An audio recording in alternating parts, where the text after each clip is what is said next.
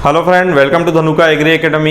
आज का जो हमारा वीडियो है ये मेंडल्स लॉ ऑफ इनहेरिटेंस के जो इंपॉर्टेंट क्वेश्चन होते हैं उनको आज डिस्कस करेंगे अपन। तो सबसे पहला क्वेश्चन आता है मेंडल्स लॉ ऑफ इनहेरिटेंस में। इनका बर्थ कब हुआ था? 20 जुलाई 1822 में। फिर इसका जो डेथ का डेट है वो है 6 जनवरी 1884। ओके, और ये जो इसका नेशनैलिटी पूछा जाता है तो नेशनैलिटी इसका है ऑस्ट्रियन। ओके, ऑस्ट्रियन इनकी नेशनैलिटी है।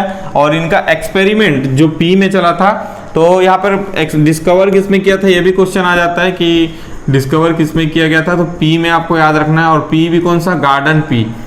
ये चीज़ें आपको याद रखनी है। तो एक्सपेरिमेंट जो था गार्डन पी में कब से कब तक के चला था? 1856 में से लेकर के 1863 तक के। ठीक है, अब यहाँ पर जो गैप बना वो कितने ईयर का गैप बना? 7 ईयर का यहाँ पर गैप बना है। ठीक है, तो 7 ईयर इन्होंने क्या किया था? एक्सपेरिमेंट किया था गार्डन पी में। अब नेक्स्ट क्वेश्चन यहीं से आता है कि how many characters taken from the experiment. तो कितने कैरेक्टर लिए थे इन्होंने? वो था 7 कैरेक्टर। अब वो 7 कैरेक्टर के नाम तो यहाँ पर उतना नहीं पूछेगा, आपको सिर्फ नंबर में पूछेगा कि कितने कैरेक्टर थे। तो आपको घबराना नहीं है, आपको 7 कैरेक्टर याद रखना है। 7 कैरेक्टर थे। ठीक है, तो मेंडल ने क्या किया था? इन garden pea he studied the dominant and recessive characters. Okay, dominant character और रेसेसिव कैरेक्टर दोनों को इन्होंने देखा था। तो यहाँ पर आपको ये भी क्वेश्चन आना चाहिए कि कौन से कैरेक्टर देखे थे? डोमिनेंट और रेसेसिव। डोमिनेंट एक रेसेसिव। तो डोमिनेंट और रेसेसिव में कैसे एग्जांपल आप समझ सकते हो? फॉर ज़्यादातर हम टॉल और स्मॉल के बारे में पढ़ते हैं। तो टॉल का टी और स्मॉल का छोटा टी। ठीक है, तो ये है आपका डोमिनेंट और ये है आपका रेसेसिव। तो इन दोनों कैरेक्टर के बारे में इन्होंने स्टडी की थी। मतलब किसी भी सिक्के के 2 पहलू होते हैं, उसी तरीके से एक डोमिनेंट और होता है, एक रेसेसिव होता है। डोमिनेंट क्या होता है? वो कभी भी रेसेसिव के साथ जब प्रेजेंट होता है तो रेसेसिव के इफेक्ट को, उनके जो कैरेक्टर शो करने की कैपेसिटी उसको सप्रेस कर देता है। ये डोमिनेंट की इंपॉर्टेंट कैरेक्टर होता है। तो उस इंपॉर्टेंट कैरेक्टर की वजह से जो है डोमिनेंट जो होता है वो हमेशा इसको सप्रेस कर देता है। तो इन दोनों चीज़ों को इन्होंने स्टडी किया था। जैसे पॉड में कैरेक्टर लिया था उन्होंने कॉटिलेड। देखो ये जो क्वेश्चन है इसमें जो आंसर है उनको आपको डायरेक्ट रटना है। क्यों? क्योंकि ये क्वेश्चन में जो जितने भी इनके साथ में आपको वर्ड दिया, 4 आपको आंसर दिए जाएंगे, उन चारों आंसर में आपको ढूंढना मुश्किल नहीं होता जब आप इन सब चीज़ों को, बेसिक चीज़ों को आप रट लेते हैं, जान लेते हैं। ठीक है, क्योंकि सिंपल सा है। और इस पर अगर कोई चेंजेस करता है, मान के चलो 1854 से लेकर के 1862 दे दिया, तो ऐसा कुछ चेंजेस कर सकते हैं। इसलिए इनको कंठस्थ जैसे का वैसा ही रटना पड़ता है। ठीक है, अब इतने क्वेश्चन तो हमने जान लिए। और इस क्वेश्चन के बेसिस पे मेंडल ने क्या प्रेजेंट किया था? उन्होंने प्रेजेंट किया था हेरिडिटी के रूल्स को प्रेजेंट किया था। ठीक है, हेरिडिटरी रूल्स जितने भी होते हैं उनको इन्होंने एक बताया था, अपना मत जो है उन्होंने रखा था। बाकी फिर उनके जो मत है उनको एक समय पर रिजेक्ट कर दिया गया। तो वो भी एक क्वेश्चन आता है कि कब इसका जो एक्सपेरिमेंट था, कब इन्होंने जो पब्लिश रिसर्च पेपर है उसको कब इन्होंने जमा किया, कब रिजेक्ट हुआ, वो भी क्वेश्चन आता है। तो उसको हम उनके जो ऑप्शन है उनके सहित आपको बताते हैं। तो मैं इसको रफ करके आपको वो समझाता हूँ। क्वेश्चन हमारा मेंडल्स में ये है कि इनका जो पेपर है वो कब पब्लिश्ड हुआ था। इनका जो पेपर है 1866 में पब्लिश्ड हुआ था, ये भी क्वेश्चन आता है। और उसके बाद ये जो पेपर है किस जर्नल में पब्लिश्ड हुआ था। तो यहाँ पर आपको 4 ऑप्शन देते हैं, लेकिन मैंने यहाँ पर चौथा ऑप्शन नहीं लिखा हूँ क्योंकि जो कंफ्यूजन होता है ना ये तीनों क्वेश्चन में होता है। तो तीनों क्वेश्चन में आपको आप खुद ही गेस कर सकते हैं और कमेंट पे आंसर लिख सकते हैं कि इसका आंसर क्या है। ओके, तो मैं बताता हूँ आपको इसका आंसर जो है हिस्ट्री सोसाइटी ऑफ बर्न, ये नहीं है, गलत। और जर्नल्स ऑफ जेनेटिक्स ये भी आपका क्या है? गलत। लेकिन आपका जो प्रोसीडिंग ऑफ नेचुरल है ये आपका सही है। क्यों? क्योंकि 1866 में इन्होंने सिर्फ इन्होंने उस अपने जो रिसर्च है उनको दिखाने के लिए इस सोसाइटी में दिया था, प्रोसीडिंग ऑफ नेचर में। तो इन्होंने वहाँ पर देने के बाद वहाँ पर आगे जब वो पेपर गया तब रिजेक्ट हो चुका था। ठीक है, अब नेक्स्ट इसका क्वेश्चन आता है कि ये जो पेपर था वो कितने फॉर्म में प्रेजेंट था।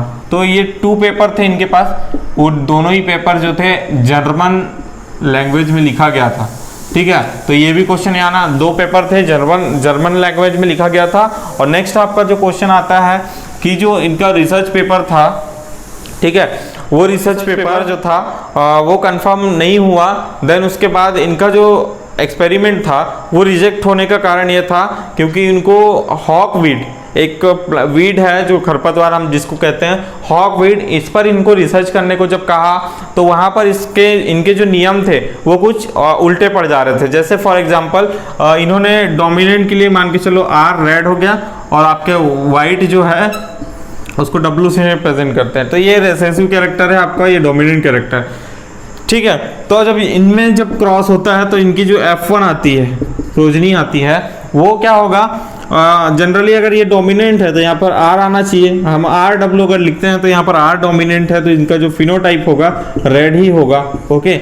लेकिन क्या होता है कभी कभी इसका भी 50% और इसका भी 50%, तो 50-50% आपका मिल करके ये कैरेक्टर शो करता है। तो यहाँ पर जो आता है आपका पिंक कलर आ जाता है और इस फिनोमिना को हम क्या कह देते हैं, इस फिनोमिना को कोडोमिनेंस कह देते हैं या फिर इनकम्प्लीट डोमिनेंट इसी को कह सकते हैं। तो इसमें क्या होता है कि दोनों के कैरेक्टर 50-50% आते हैं। तो इनका जो रूल्स था, इन्होंने लॉ ऑफ डोमिनेंस, जो फर्स्ट रूल है लॉ ऑफ डोमिनेंस में बताया था कि कभी भी क्या होगा, डोमिनेंट कैरेक्टर ही शो होगा, क्यों, क्योंकि वो रिसेसिव कैरेक्टर को सप्रेस कर देगा। लेकिन इस केस में क्या होता है, अलग हो जाता है, ठीक है। इसमें दोनों के कैरेक्टर आते हैं, पिंक कैरेक्टर, नया एक कैरेक्टर प्रोड्यूस हो जाता है। वैसे ही इनकम्प्लीट डोमिनेंस में भी सेम है, ठीक है। तो दोनों को आप समझ चुके हैं। तो ये था कुछ क्वेश्चन इंपॉर्टेंट, यहाँ से आ जाते हैं, इसको मैं रफ कर लेता हूँ। अब हम नेक्स्ट क्वेश्चन की तरफ जाएंगे। तो नेक्स्ट क्वेश्चन ये आता है कि जो मेंडल थे वो किस सब्जेक्ट से बैकग्राउंड था उनका, तो वो सब्जेक्ट है मैथ, जिसको मैथमेटिक्स भी बोलते हैं, ठीक है। तो ये मैथमेटिक्स का जो इनका बैकग्राउंड था। बाकी ये जब रिसर्च कर रहे थे तो ये जेनेटिक्स भी कहलाते हैं, ओके। कुछ कुछ बुक्स में आपको जेनेटिक्स भी मिलेगा, जेनेटिक्सियन भी मिलेगा आपको, तो वो भी आपको याद रखना है। अब नेक्स्ट हमारा जो क्वेश्चन है इस पे आपका फ्रेंड मैच द फॉलोइंग जो क्वेश्चन होते हैं वो match the following question JRF में आते ही आता है। तो ये क्वेश्चन कैसे आते हैं और इनका आंसर आपको कैसे आपको लगाना है, किस तरीके से आपको लगाना है, ये देखेंगे। मेनली 5 क्वेश्चन तो होते हैं, है ना, 5 क्वेश्चन दिया जाता है। 5-5 क्वेश्चन के 2 सेट दे देंगे या 4 सेट दे देंगे, वो अपने हिसाब से कर लेते हैं। बाकी आपको ये क्वेश्चन देखिए कैसे करना है, हम आंसर यहाँ पर लिखते जाएंगे, ठीक है, नंबरिंग के हिसाब से। जैसे फादर ऑफ जेनेटिक्स, तो फादर ऑफ जेनेटिक्स कौन है, मेंडल, तो ये किसका आंसर हुआ, ये आपका फर्स्ट का आंसर हो गया। अब उसके बाद सेग्रीगेशन, सेग्रीगेशन जो है इसमें आंसर आपका law of purity of gamete आएगा, सेकंड का आंसर। क्यों, क्योंकि मेंडल ने बताया था जब गैमिट जो है अपने आप में प्योरिटी होती है उनकी, वो प्योर होते हैं, तो उसमें क्या होता है, सेग्रीगेशन होता है। बाद में जो कैरेक्टर्स होते हैं, गैमिट्स होते हैं, आप जनरेशन आफ्टर जनरेशन वो क्या हो जाते हैं, कंप्लीटली प्योर हो जाते हैं, ओके।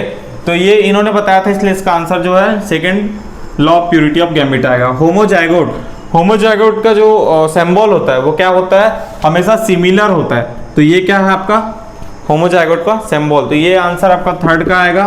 फिर वही हेट्रोजाइगस, तो हेट्रोजाइगस में आपका इस तरीके से रहता है, एक कैपिटल और एक स्मॉल, हमेशा याद रखना हेट्रोजाइगस में कभी भी सिमिलर नहीं होगा, एक कैपिटल और एक स्मॉल, ये दोनों होते हैं।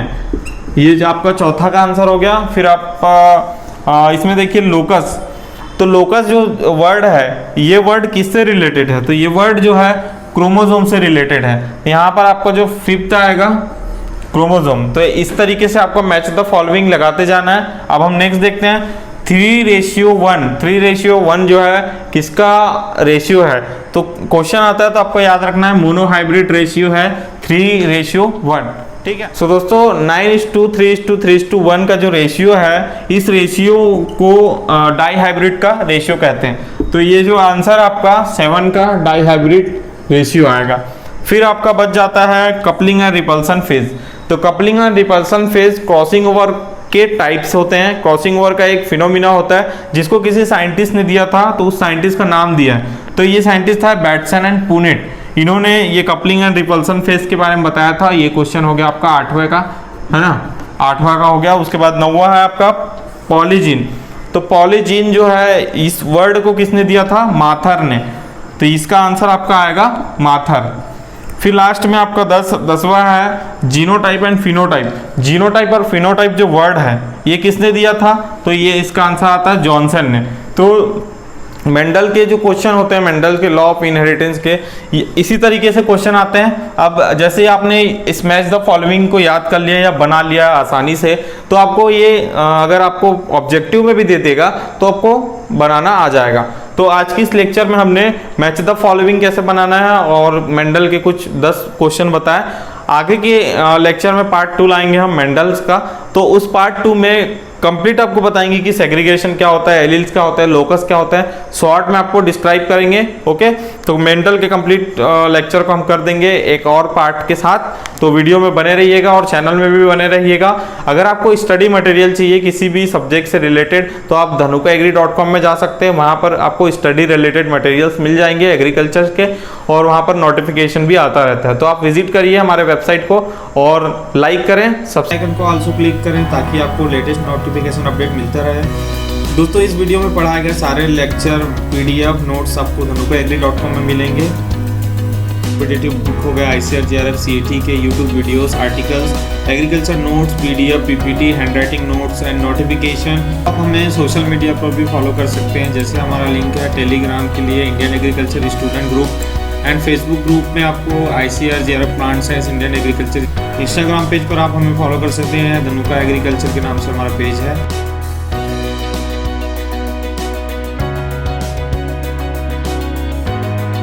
सब्सक्राइब करें। Thank you.